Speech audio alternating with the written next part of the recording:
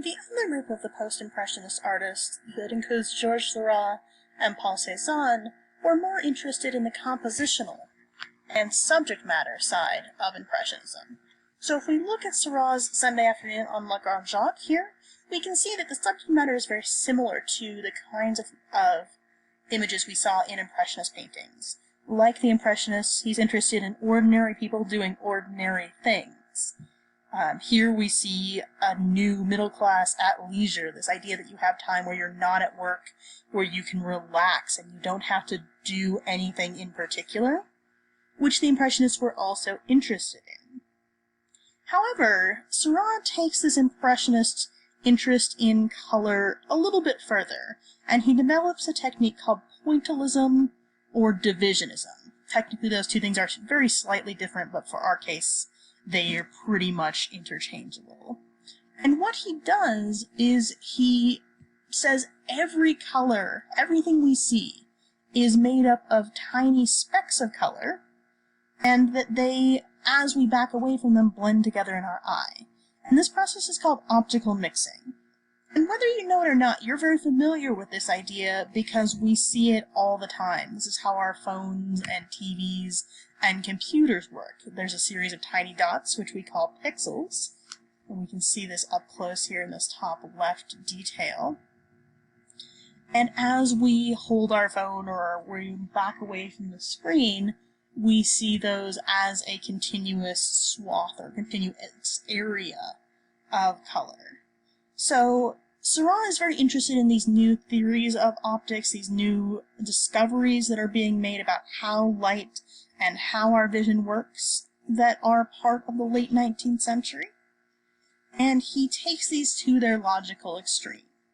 This painting is one of the few very famous paintings that is in America. It's at the Art Institute of Chicago, so if you ever happen to be in Chicago, I strongly recommend a visit to the Art Institute to see this painting, if nothing else. The other post-impressionist artist who's very interested in composition and how things look is Paul Cezanne. Cezanne is also often discussed as a forerunner to early 20th century artists, particularly people like Picasso, who invent Cubism, because like those artists, he's really interested in how we perceive objects in our field of vision. So how do we know where the edge of an object is? If we think about objects we see in the world around us, they don't have lines to show us where the edge is, the way something might if we drew it or painted it. So how do we know where that edge is? How do we know where something stops and something else begins? And he's very interested in this idea. Cezanne also develops many of the ideas that are underlying modern color theory, and if you took a color theory class today, you would encounter many of these ideas. So some of the examples that we can see in this image is he realizes that warm colors, colors that are more related to reds and yellows, in the color wheel tend to come forward, whereas cool colors, colors that have more blue tones in them, tend to recede. So if we look at this painting, the bottom part of it is primarily warm tones, whereas the top part of it is primarily cool tones. So even in this fairly abstract landscape, the top half looks further away than the bottom half does. He also experiments with color saturation, or color intensity. So again, the more intense or saturated a color is, the more vibrant it is, as we might say in layman's terms.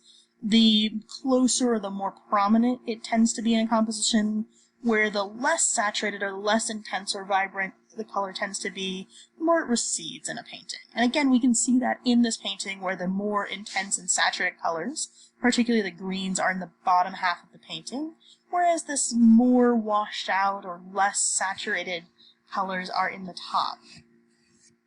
We also see here one of the other innovations that Cezanne came up with that also led to early 20th century innovations like Cubism, and that is he starts to simplify objects down into simple geometric shapes. So we can see this is a landscape looking out Cezanne's window, and there's a village right in here that was between his house and this mountain. And he paints it several times.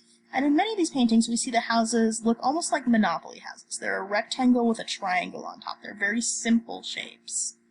And this simplification of these houses and these other objects in his paintings down to their basic geometric shape is a really important step forward to early 20th century experimental painting